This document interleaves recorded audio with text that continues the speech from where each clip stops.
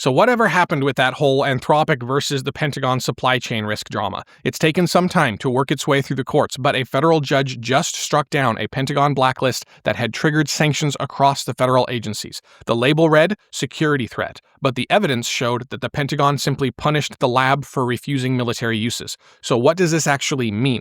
Government does not, and should not, get the final say on where intelligence goes and how it's used. That's today's lead. Also in today's episode, agents that reached physical machines, a hidden cyber trap inside corporate networks, Meta's failed mass replacement plan, and heart disease hiding in routine mammograms. Come with me and let's get into it. According to the court, Anthropic ran into sanctions across federal agencies simply because it refused to let Claude power lethal autonomous weapons or mass surveillance. So was the lab really a security threat? The Defense Department, you'll remember, gave it that label in February during a dispute over a $200 million military agreement.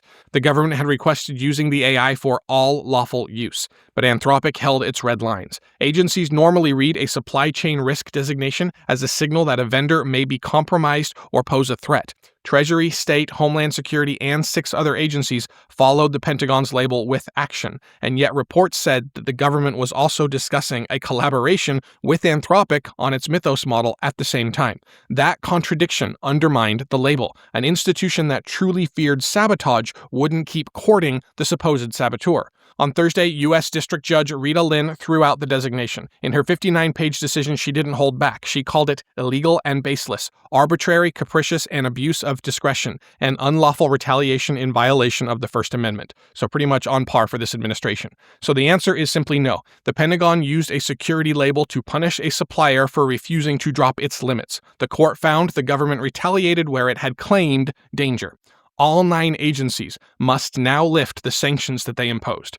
The ruling still, of course, gives the Pentagon discretion to buy whatever models they choose. What the Pentagon loses is the power to turn a vendor's refusal into a federal blacklist. But this fight is not over. A separate case is still going through the D.C. Circuit, and an appeal, of course, is expected. So the real lesson here reaches well beyond one company or one contract. AI labs now build the systems that governments want for intelligence, surveillance, and war. Those governments can spend enormous amounts of money. If refusing one use means losing access to the whole federal market, then a published safety rule means nothing in practice. This decision makes that kind of pressure more expensive to use. It says buying power doesn't give the government a right to punish protected speech. Anthropic does deserve credit for sticking to this stance, but I have to emphasize that doesn't mean there are any good guys in this particular scenario. Not everything this company does deserves praise, but it does establish something we will need going forward. As these systems grow more capable, institutions that build intelligence must be able to reject a use even when the customer asking is the state. Thursday's decision makes that refusal legally binding. All right, meanwhile, 4 QuEra specialists had spent weeks writing recovery code for a delicate quantum system. Could an AI agent write something better without taking full uncontrolled control of the machine? The system keeps the lasers steady inside a neutral atom quantum computer. When those lasers drift, specialists have to realign them. QuEra says its human team spent 2 to 3 weeks scripting fixes for failures that they could predict. Anthropic has now published the model hardware standard. It works with the model context protocol, which is an existing way that agents connect with tools and data, and is also from Anthropic. With this new layer, they get a common route into microscopes, liquid handling robots, robot arms, quantum equipment, and other physical media. The impetus is wanting to accelerate science, said Alex Kemeny, who described the work with Howard Hughes Medical Institute's Genelia Research Campus. QuEra used Claude through a research preview to write and test a new recovery controller. Claude wrote ordinary software that specialists could inspect line by line instead of steering the quantum computer live. So think of it as writing a far better emergency checklist and then giving that checklist to the engineers before anyone touches the controls. In QuEra's reported testing, the controller fixed the system 695 times out of 700 timed fault trials. And in those trials, QuEra reported 0 false successes. QuEra said most recoveries took under 6 seconds versus its 5 to 10 minute estimate for a specialist. QuEra also reported that the system cut laser noise by 5 times. "We're building quantum computers that fix themselves," the QuEra team said. For scientists, that means spending less time writing brittle scripts for every failure that they can imagine. Instead, they can spend that time designing the experiment, checking the result, and solving the failures that nobody predicted. The standard also keeps separate two choices that often get bundled together. Anthropic published the driver specification and protocol openly. Anyone can look them over and build on top of them. For now, true to Anthropic's typical procedure, it seems, trusted partners are getting access to the research preview first. They're doing this for the same reason that they did Project Glasswing. They're saying that physical systems can cause damage, and that's why they're starting cautiously. And the danger, as I've mentioned before, is that temporary access list could become permanent and give a few very well-connected labs years of advantage. But at least for now, the most reusable layer is already out in the open, and each working, inspectable controller is more proof that wider access can work. And if that continues, which it will, today's gate will have no reason to exist. All right, once agents can act on their own instructions, one dead software link can expose every organization that trusts it. So how did unowned code end up running inside major company networks? More than 100 companies signed an open letter on Thursday. OpenAI, Anthropic, Google, Microsoft, CrowdStrike, Visa, MasterCard, and others issued a joint warning. In the coming months, AI-enabled cyber attacks will become far more widespread and sophisticated. They called for capable defensive AI that can protect hospitals, water utilities, and other organizations that lack large security teams. And a real failure backed up that warning. An Israeli security startup said that it scanned more than 6,000 domains. It found over 8,000 llms.txt files, which are AI-readable guides that tell an agent what a website offers and where to get it. The researchers said that those guides pointed to software or domains that no longer existed on 120 sites. So anyone could register those domains, and the researchers themselves registered a few of the unclaimed ones. The researchers said their server got a phone home from inside a Fortune 500 network within an hour, and then dozens more phone homes arrived. Their logs showed that coding agents had read the site guides, fetched the newly claimed packages, and run the code. The trust model is broken, is what researcher Alan Hertz said. The researchers took over the empty address and watched the traffic come in. Now, you don't need an all-powerful attacker for this problem to mean something critical for you. Ordinary automation can turn one forgotten dependency into an opening into many different networks. The industry letter does point to that exposure correctly, but its proposed structure does need more scrutiny. The largest labs keep their strongest defenses restricted to select customers, even while pointing to hospitals and water utilities as the one who need that protection the most. Those organizations can't use protection that they've never been allowed to run.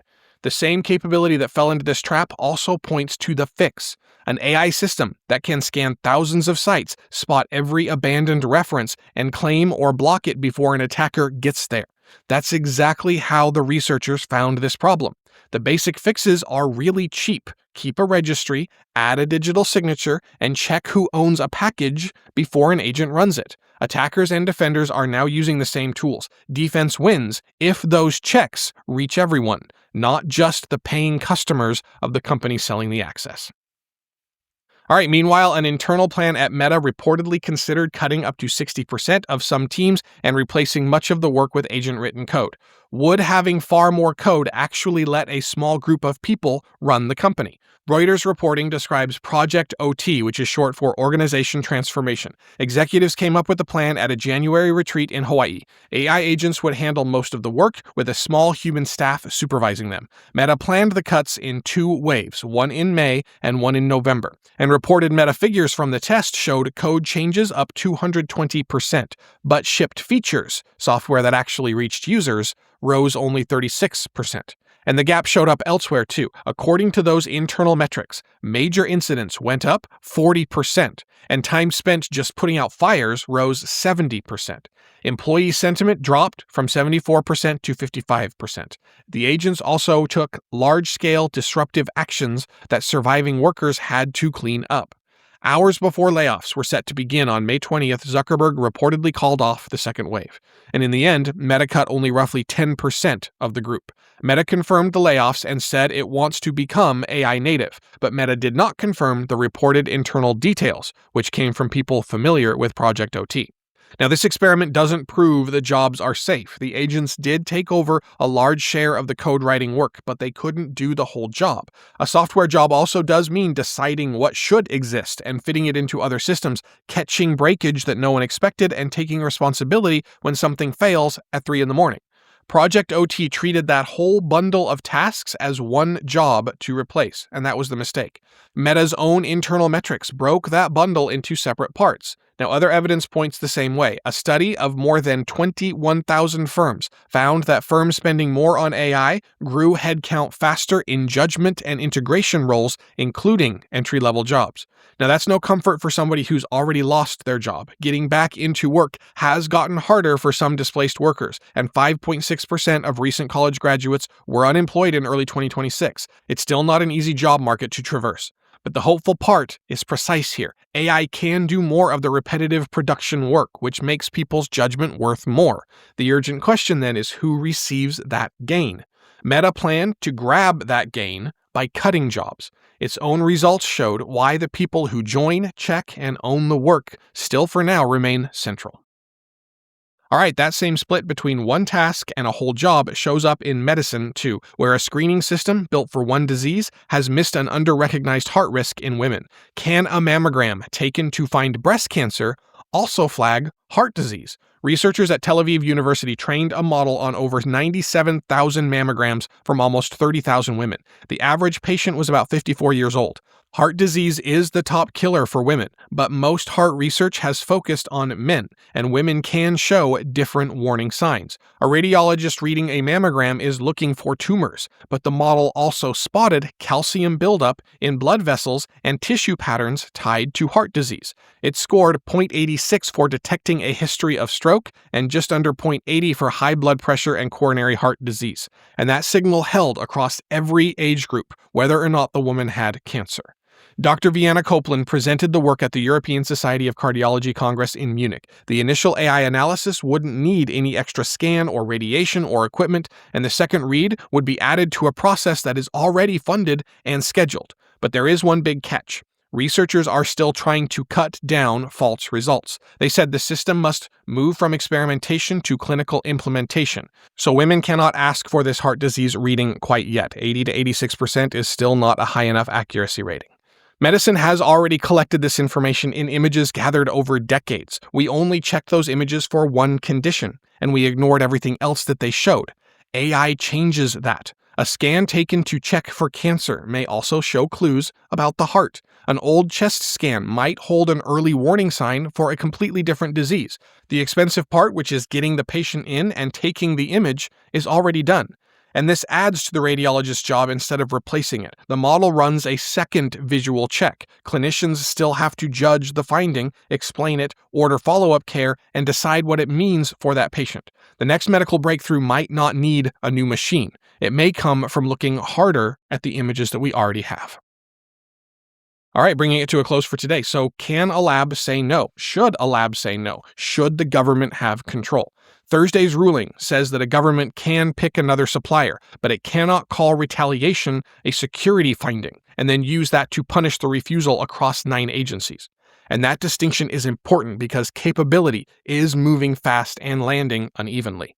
Anthropic ruled out weapons and surveillance and then published a shared way for agents to connect to physical equipment. A quantum team used that opening to build recovery software that people can inspect. In cybersecurity, agents trusted abandoned references and pulled unowned code into company networks. The same speed can be used to search for those weaknesses across the whole field and fix them. What's still unclear is whether that defense actually reaches those who need it, like hospitals and water systems, or if it just stays behind private gates in the institutions that are already the most firmly established and advantaged. At Meta, agents wrote more code while incidents and firefighting increased. So the work didn't vanish. It just split into what machines could generate and what people still had to judge and join and own. And in medicine, a model found a second useful reading inside a test that millions of women already get. It added a question to the process without adding extra radiation, extra appointments, or new equipment. Across all 5 stories, the answer isn't one universal yes or no. To hold up, a limit must name the use, show the evidence, and survive outside scrutiny. Whoever opens this capability should spread it while keeping its actions visible and checkable. So here's the direction. Give people stronger rights to refuse coercive uses, set open standards for good ones, and make verification cheap so access can widen safely. Intelligence is getting easier to connect, easier to aim, and easier to share. Our job is to make sure people control those boundaries instead of letting the most powerful buyer or gatekeeper set them alone. See you tomorrow.